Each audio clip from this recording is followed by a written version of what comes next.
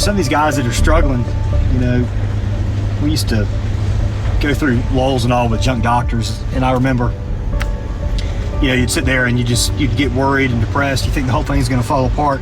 You might have just had 2 really, really busy months, and then all of a sudden you get slow, and you think your business is going to fail, and you start looking in, hey, what are my competitors doing?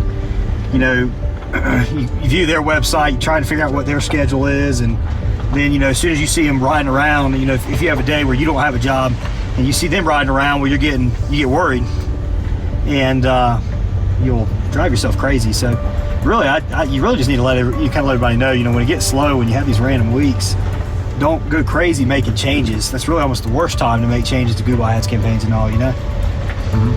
Absolutely. And really some of the best times is when things are going really well, because when it's going really well, you got the extra money to spend to try and make it better.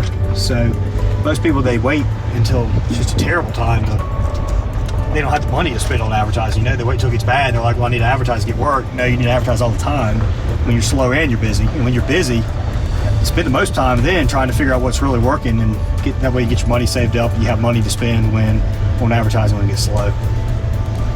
So, I always want to look into these guys' campaigns and do what we can, and maybe there's something in there to improve it, but we also have to make sure they really understand, if it worked 2-3 weeks ago, or if it's worked for months in a row, it hasn't all of a sudden broken because it's just 1 or 2 weeks,